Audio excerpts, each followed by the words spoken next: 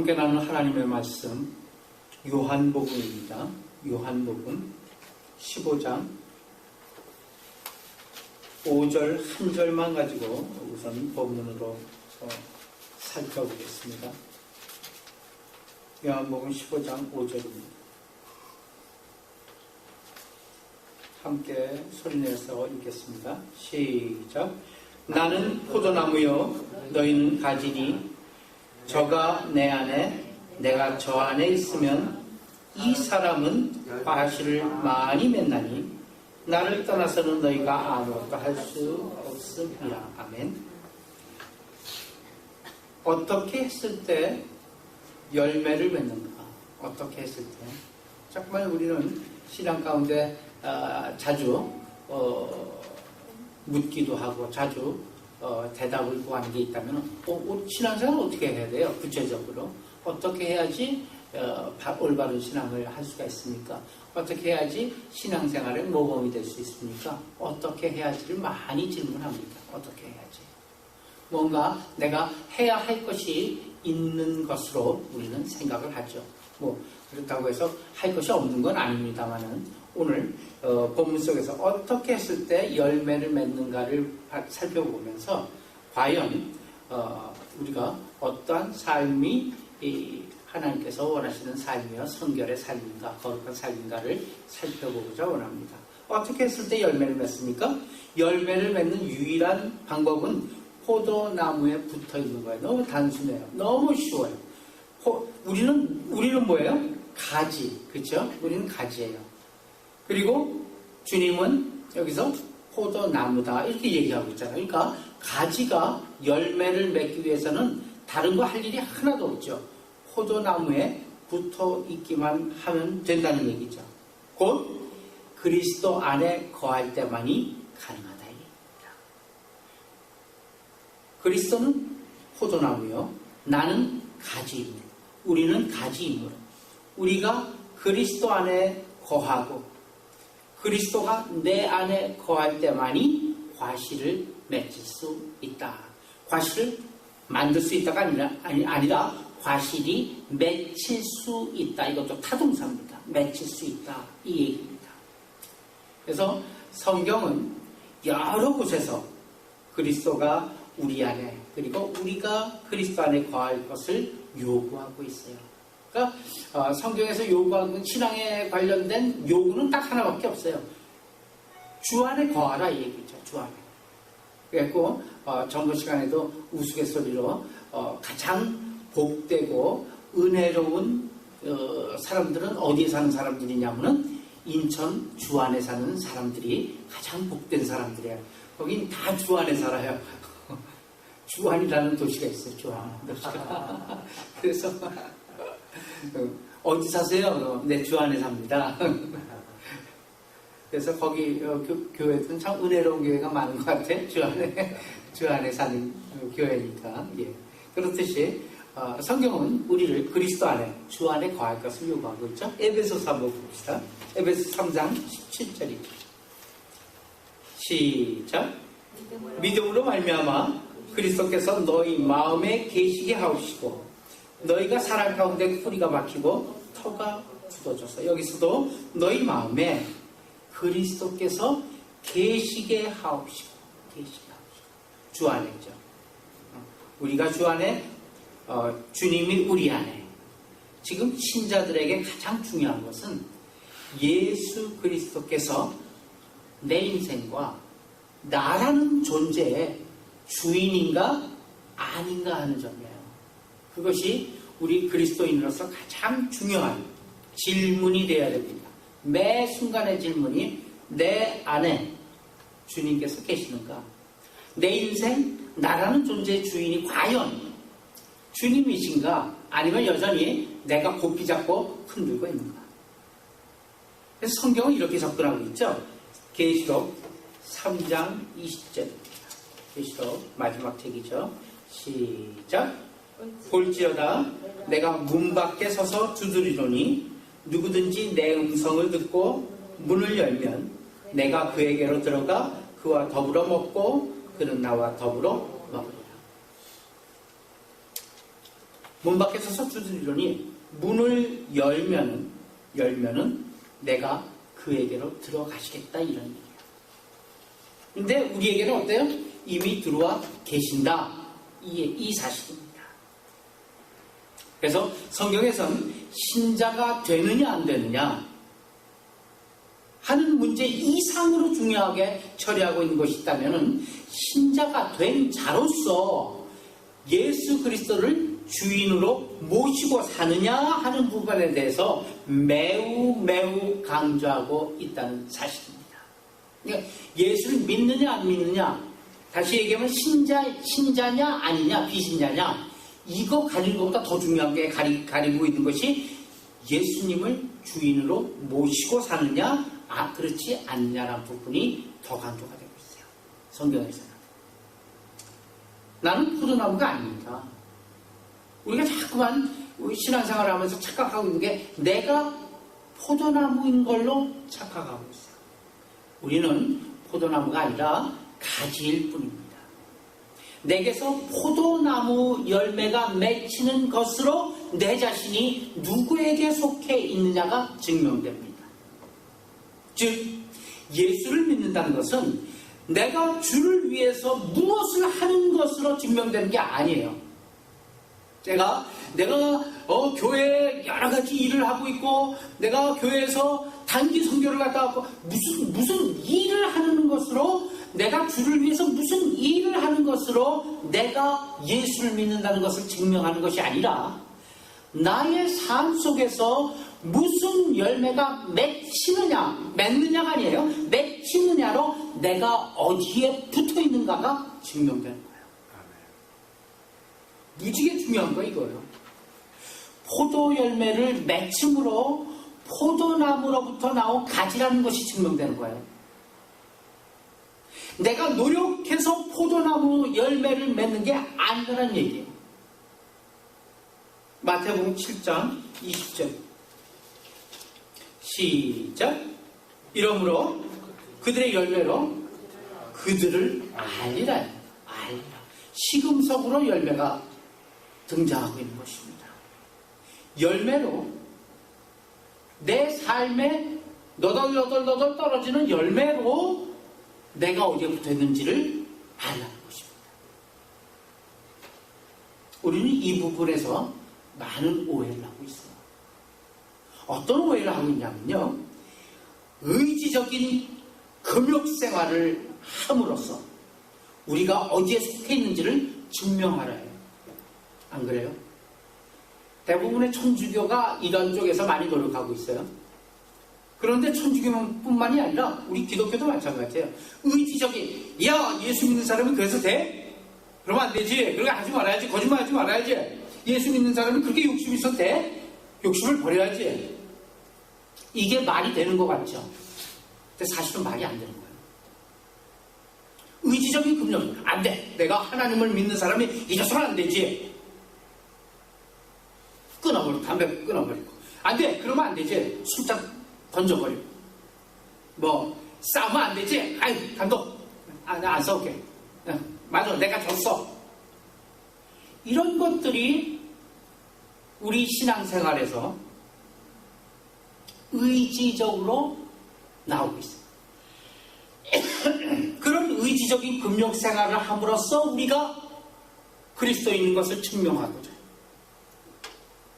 많이 그래요. 그러나 그들의 열매로 그들을 알리라 하신 것은 우리가 누구인가를 확인하는 데 있어서 내가 붙어있는 것으로 인해서 나타나는 자연적인 결과, 그 결과로 증명되는 것이지 내가 무엇을 만든 결과로 내 자신이 증명되는 게 아니다는 얘기예요. 이게 많이 차이가 납니다. 내가 무엇을 만들어요. 안 돼! 거짓말하면 안 돼. 이제부터 절대로 거짓말하면 혀를 깨물더라도 거짓말하면 안 되겠다. 혀를 깨물더라도 내가 이것을 지켜야 되겠다. 그런 금욕 생활로서 무엇을 만들어내요. 그것으로서 자신을 증명하고자 해요. 오래가지 못해요. 결국 넘어져요. 결국 허탈에 빠지게 돼 있어요. 왜? 내 스스로 하려고 했기 때문에 그래요. 여기 지금 열매라는 얘기가 무엇이냐면은 우리가 누구인지를 확인하는 데 있어서 내가 붙어 있는 것으로 인해 나타나는, 내가 누구에게 붙어 있냐는 얘기예요. 내가 지금 여전히 더 마귀에게 붙어 있느냐, 내가 여전히 더 세상에 붙어 있느냐, 아니면은 내가 주님께 정말 단단히 내가 붙잡는 것이 아니라 붙어 있는가. 붙어 있음으로 인해서는 자연스럽게 결과가 나와요. 그 결과로 내가 붙어 있는 것이 증명하는 것이다, 이 얘기입니다. 본문은. 물론 성경에서는 우리에게 죄 짓지 말라, 죄 짓지 말 것에 대해서 여러분 권면하죠. 술 취하지 마라. 술 취하는 거 방탕한 것이니 오히려 성령에 취해라. 방탕하지 말라. 거짓말하지 말라. 지금 예를 들면 십계명에서는 많이 있잖아요. 하지 말라 하라 이런 것이 있죠. 이런 권면이 있긴 있어요. 그러나 성경이 지금 그렇게 얘기하는 것은 이 모든 것이 적극적인 면에서 자신을 확인하기 위한 안내이라는 얘기야. 안내. 그것이 중심이 되는, 신앙의 중심이 되는 내용도 사실은 아닌 것이에요.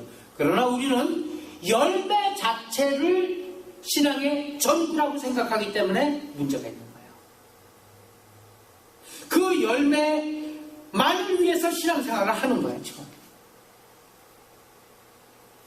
그래서 우리는 기독교를 생명이라는 것으로는 전혀 증명해내지 못합니다. 기껏 도덕성으로밖에는 기독교를 증명해내지 못하고 있습니다. 이 현대 기독교예요. 기독교가 기독교된 굵은 핵심은 무엇인가? 기독교가 기독교의 자리를 지키고 있는 굵은 핵심은 무엇인가? 그 생명 때문에 있습니다. 조금 아까 찬양에서 나왔다시피 기독교는 생명을 품고 있습니다.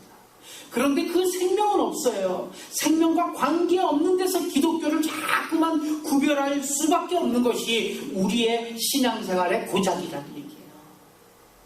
생명은 없으니까 다른 곳에서 자꾸만 기독교를 증명해내고 기독교를 얘기하고자 해요. 생명이 열매 맺지 못하기 때문에 기독교는 여타 종교와 혼동되고 있고 윤리와 도덕쯤으로 알고 있는 것이 지금 현대 기독교의 내용입니다. 오늘 말씀에서 예수 그리스도를 포도나무로 그리고 신자를 가지로 비유해서 나타내고자 하는 게 뭐예요, 지금? 오늘 짧은 본문이지만 거기서 나타내고자 하는 뜻은 뭐예요? 그리스도와의 동거입니다. 그렇죠? 붙어있으라는 얘기 아니에요. 다시 얘기하면 뭐예요? 그리스도와의 동거를 얘기하고 있는 것입니다. 모든 신자는 그래서 결론적으로 이 문제에 걸려 있는 거예요. 그리스도와 동거하고 있느냐? 우리는 세상으로부터 구별된 존재들입니다. 맞습니다. 세상에 속하지 않습니다. 세상에 본고지가 없어요. 세상에 속해 있지가 않아요. 요한복음 17장 9절하고 14절 한번 같이 읽겠습니다. 시작. 내가 그들을 위하여 비옵나니 내가 비옵는 것은 세상을 위함이 아니요 내게 주신 자들을 위함이니이다. 그들은 아버지 것이로 소이다. 세상에 속해 있지 않다는 얘기죠. 아버지의 소유라는 얘기예요. 아버지 것이로 소이다. 그 뒤에 14절 시작. 내가 아버지의 말씀을 그들에게 주었사오니 세상이 그들을 미워하여 싸우니 이는 내가 세상에 속하지 아니함 같이 그들도 세상에 속하지 아니함으로 인함이니이다. 굉장히 무서운 말이에요. 굉장히 중요한 말이에요. 요한복음 17장 9절 14절은 달달달달 외우고 있어야 돼요. 이것이 우리의 본질이에요. 세상으로부터 구별됐고 세상에 속해 있지 않은 존재라는 얘기예요. 성경에서 거룩이라는 말을 쓸 때 그 거룩이라는 것은 구별되었다 이런 뜻으로 쓰고 있다는 걸 우리가 누차 강조하고 있습니다. 우리는 이 구별을 죄로부터의 구별, 죄로부터의 거룩으로만 생각하는데 문제가 있는 거예요. 죄로부터 구별되어 있어요. 세상으로부터 구별되어 있어요. 악으로부터 구별되어 있어요. 맞죠? 죄로부터 우리는 거룩하게 되어 있어요. 맞아요. 근데 이제는 그 구별에서 끝나는 게 아니라 그 다음 뭐예요? 하나님의 것이 되었다는 사실을 우리는 놓치고 있는 거예요. 오늘 이거 9절에서 나오죠? 그들은 아버지의 것이로서이다. 하나님의 것이 되었어요. 그런데 우리는 죄로부터의 구별은 되었으면서 하나님께로의 구별은 이루어지지 않은 경우가 많다는 사실. 하나님께로의 구별, 이것이 곧 뭐라고요? 성결이라고요. 오늘 말씀의 제목이에요. 하나님께로의 구별. 역사적인 얘기로서 비유를 들자면 이런 얘기죠. 출애굽 사건, 우리가 전주에 했던 게 출애굽 사건이에요. 출애굽 사건에 있어서 애굽에서는 나왔어요. 맞지요? 애굽에서는 나왔어요. 세상으로부터 뛰쳐나왔다는 얘기예요. 세상에서는 구별되었어요. 그런데 아직까지 가나안에는 들어가지 못했어요. 광야 생활을 하고 있으면서 오히려 종되었던 애굽에서의 생활을 그리워하고 있는 것이 우리의 실정 아니냐는 얘기예요. 왜 그렇습니까? 왜 그렇습니까? 하나님과 함께하지 않기 때문입니다. 그래서 열매도 없습니다. 왜 우리의 삶에 열매가 없을까? 하나님과 함께 있지 않기 때문에 열매가 없는 거예요. 광야 생활은 곡식을 심을 수가 없는 생활이에요. 광야 생활은 낮에는 구름기둥 따라, 밤에는 불기둥 따라 돌아다니게 바빠요. 어디에서 곡식을 심어갖고 열매를 내요? 열매를 따요? 없어요. 광야 생활은 열매를, 곡식을 심을 수가 없어요. 그러니 열매도 없는 거예요. 그 생활이 바로 현대 그리스도인의 생활이다. 하나님은 우리 모두를 예수 그리스도와 하나로 부르신다는 사실. 우리가 예수 그리스도로 말미암아 거듭나면은 우리는 하나님과 그리스도와 하나가 된 것이에요. 우리가 예수 그리스도로 거듭났잖아요.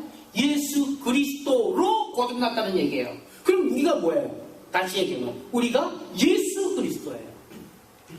거듭난 거예요. 새롭게 난 거예요. 그렇죠? 예수 그리스도로 거듭난 거예요. 그의 몸으로 우리가 부르심을 받은 거예요. 그렇죠? 하나님께서 우리를 보실 때 누구를 통해 보세요? 예수 그리스도를 통해 보세요. 온전하신 그 예수 그리스도를 통해 우리를 보시기 때문에 우리도 온전하게 쳐주는 거예요. 그게 뭐예요? 칭이잖아요. 예수 그리스도의 몸으로 우리를 부르신 거예요. 고린도전서 9장 19절 시작.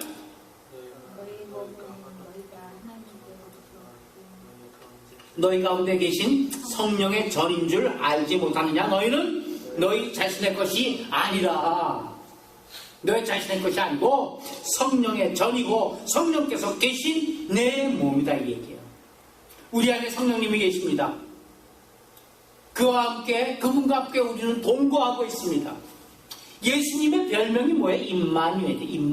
임마누엘의 뜻은 뭐예요? 하나님이 우리와 함께 하시다. 하나님은 분명 우리와 함께 하시는데 이같이 내 안에 그리스도께서 계실 때 우리에게는 생명이 그 증거로 나타나는 거예요. 생명이 그 증거로 보여지는 거예요. 생명이 증거를 나타내는 방법은 뭐예요? 싹이 나고 꽃이 피고 열매를 맺는 방법 외에는 없어요. 왜냐? 이 식물이 생명이 있냐 없냐를 갖다가 구분해낼 수 있는 증거가 뭐예요? 싹이 나면 생명이 있는 거예요. 그 다음에 꽃이 피겠죠? 생명이 있기 때문에 그래요. 조화는 그대로 있어, 그대로. 그러나 생명 있는 씨앗은 가만 내버려 두더라도 잠깐 싹이 나고 꽃이 피고 열매가 툭툭 떨어져. 왜? 생명이 있기 때문에. 생명이 있는 것은 당연히 열매를 맺게 되어 있습니다. 신자들이 가장 많이 오해하고 있는 것이 있다면 자신이 스스로 열매를 맺는 것과 열매를 돕는 것을, 열매 맺는 것을 돕는 것을 구별하지 못하는 데 있어요. 스스로 열매를 맺으려고 해요.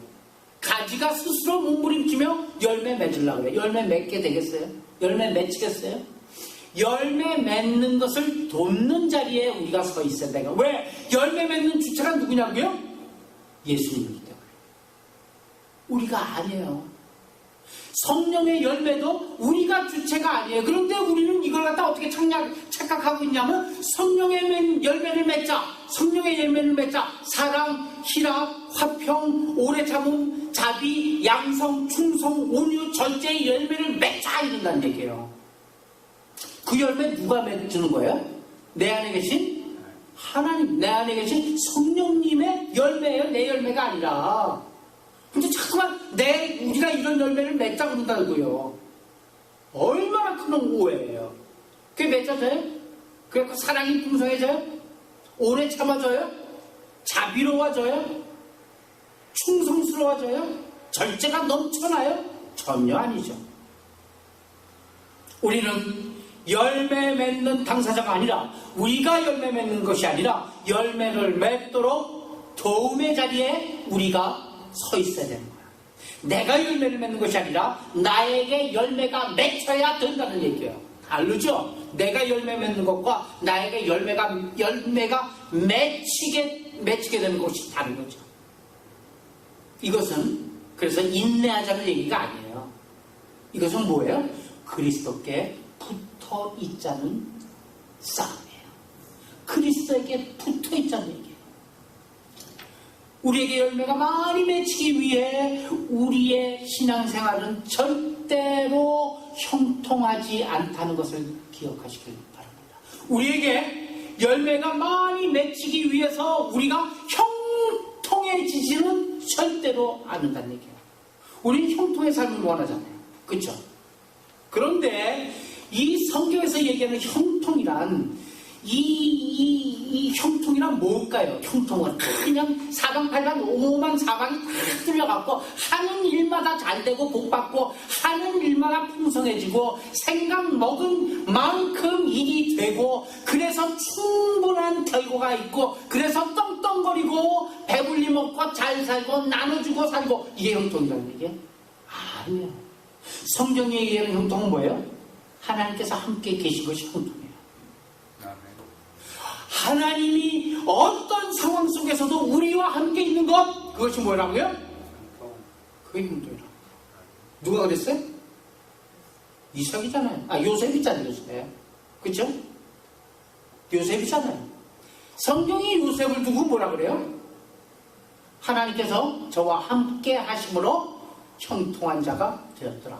굉장히 중요해요. 요셉이 형통한 자가 아니에요. 하나님께서 저와 함께 하심으로 그가 형통한 자가 되었더라. 이렇게 되어 있어요. 중요한 것은 형통케 하옵소서가 아니라 내가 하나님께 붙어있게 하옵소서죠. 그렇죠? 그게 곧 형통이에요. 그러니까 우리 기도 제목은 하나밖에 없어요. 주님, 제가 떨어지지 않도록, 이 가지 떨어지지 않도록 꼭 붙잡아 주시고 꼭 몸부림치면서 꼭 붙어있게 하옵소서. 네. 그러면 그게 형통이에요. 요셉의 일생 한번 보세요. 우리가 생각하는 모습대로의 형통은 절대로 아니었죠.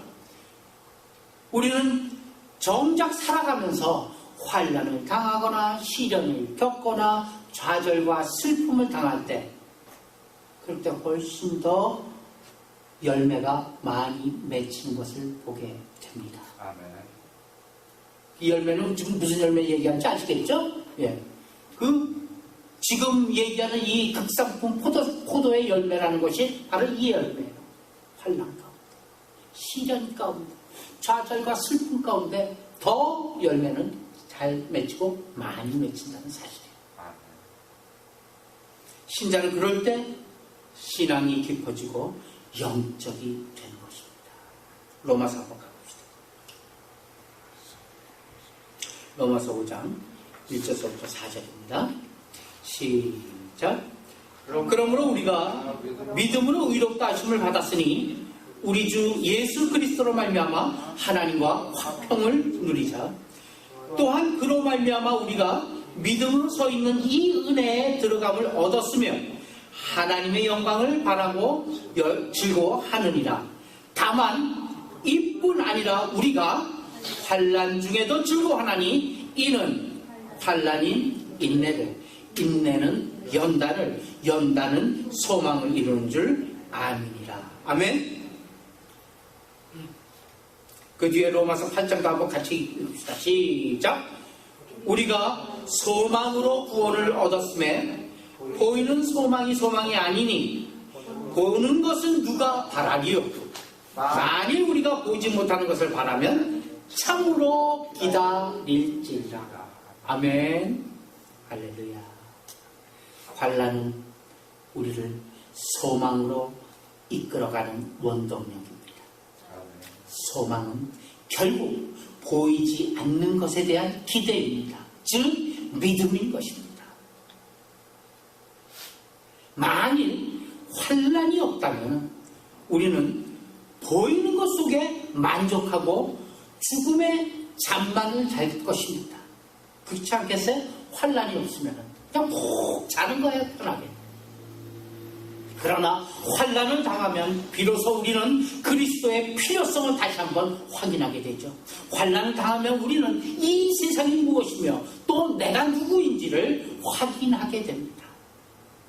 때문에 환난만큼이나 인간의 죄악된 것과 세상의 어떤 그 이 순간성 그리고 영원한 나라의 필요성을 확인시키는 것은 없습니다. 그래서 환난은 인내를 만들어낸 것입니다. 신자들의 궁극적인 삶의 목표는 그분만이 우리의 즐거움이요 그분만이 우리의 기쁨이 되는 데 있습니다. 궁극적인 삶의 목표, 마지막까지 붙잡아야 될 삶의 목표가 있다면 오직 그분만이 우리의 즐거움이자 그분만이 우리의 기쁨이 되는 것입니다. 우리가 마지막 순간에 붙잡을 게 뭐가 있겠습니까? 주님밖에 없는 것입니다. 신자의 삶은 그리스도와의 동거입니다. 그분과의 깊은 교제입니다. 그분과의 깊은 교제가 있어야만 우리에게서 열매가 나타나는 것입니다.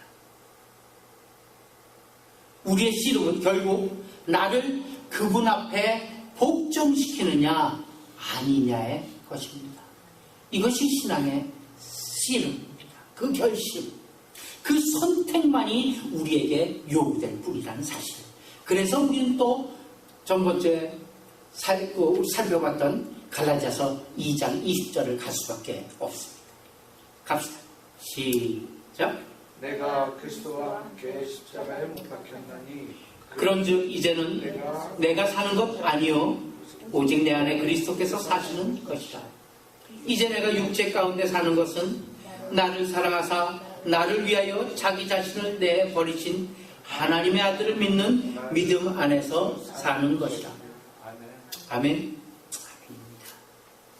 예수 그리스도를 통해서 산다는 것은 결코 쉽지는 않습니다. 사실.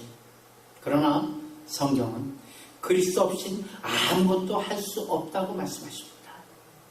그런데 신자들 보면 전혀 주님과 동거하지 않는데도 열매를 많이 맺어내는 것을 볼 수가 있어요.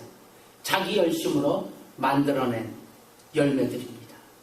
그러나 성령의 열매는 어떤 사업이나 실적이 아니고 전부가 성령의 열매는 성품적이라는 사실입니다. 그러니까 주님께서 우리와 동거하시며 우리를 불러서 결국 하나님께서 궁극적으로 만들고자 하는 목표가 뭐냐면 우리들의 성품입니다. 예수 그리스도의 자녀된 우리를 어떤 성품에 참여하는 신앙인격을 만들고자 하면 신의 성품에 참여하는 그러한 우리의 신앙인격을 만들고자 하는 것이 하나님의 우리를 향한 목표입니다. 그래서 성령의 열매는 전부 성품에 관련된 그걸 갖다가 맺자하니 되겠어요? 사랑, 희락, 화평 맺자 되겠어요? 그러니까 피곤해지는 거예요. 요한복음 15장 11절 마지막 절이죠. 시작. 내가 이것을 너희에게 이름은 내 기쁨이 너희 안에 있어 너의 기쁨을 충만하게 하려 합니다. 그리스도 안에서 그와 동거하며 그와 함께 걷는 신앙의 삶은 늘 기쁨으로 충만하다는 사실. 그러나 우리의 신앙의 삶은 그렇지 못할 경우 피곤합니다. 일에 얽매여 있어요. 일하는 자체로 그 일하는 그 신앙의 열심으로 믿음의 수준을 판단하려고 하기 때문에 늘 신앙에 힘이 드는 거예요. 힘이. 본질 아닌 것, 내 것 아닌 것 같고 내 것 있냐 하려고 하니까 얼마나 힘들어요. 그렇잖아요? 내 것 아닌 장갑 껴보세요. 내 사이즈가 아닌 장갑 끼면 굉장히 힘들어요. 그렇죠? 안 끼는 것보다 못해요. 내 것이 아니기 때문에 그래요. 그렇기 때문에 피곤해요. 신앙이 힘이 든다는 얘기입니다. 그러므로 결국 우리는 기쁨에까지 도달하지 못하고 있는 이유가 바로 내 것 아닌 것 같고 살려고 하기 때문에. 그러나 하나님과 함께 살며 하나님의 자녀라는 이름으로 살며 그리스도와 동거하는 기쁨, 거기서 얻어진 열매와 빼앗을 수 없는 그런 감사들을 우리는 전혀 맛보지 못하기 때문에 힘든 거예요. 우리가 성경을 보면서 늘 놀라는 것이 있어요. 신앙의 사람들이 가졌던 그 놀라운 신앙들이잖아요. 성경에 있는 많은 이 선배들. 그들은 죽음 앞에서도 넘쳐나는 충만한 기쁨을 가지고 있었던 거 많이 보잖아요. 영화 속에서도 제자들은 매를 맞고 돌아와서도 오히려 이 그리스도께서 자기 자신들을 능욕당하는 일에 합당한 자로 여기신 것을 기뻐했어요. 기가 막히잖아요. 옥에 갇힌 사도 바울의 편지를 보면은 늘 기뻐하라, 항상 기뻐하라 권면하고 있어요. 왜 우리한테 그런 것이 없을까? 그리스도와의 동거가 깨어졌기 때문에. 그리스도와 동거함 없이 독립하여서 내 열심으로 주를 위해 열심히 일하고 있기 때문에 기쁨이 없고 싸움밖에 없고 짜증밖에 없고 더 나가서는 시험을 받을 수밖에 없다는 사실입니다. 그러기에 우리의 신앙생활은 늘 실패요 어려움의 연속이라는 것 때문에 그리스도를 내 안에 모시고 내가 그분 안에 있을 때만은 우리는 열매를 풍성히 맺혀질 수 있다는 사실. 열매는 우리가 맺는 것이 아닙니다. 맺혀지는 것입니다. 다만 그리스도에게 내가 잘 붙어있는가 오늘도 확인하며 풍성한 기쁨의 삶 사시는 우리 모두가 되시길 예수님의 이름으로 축복하고 기원합니다. 아멘. 기도합시다.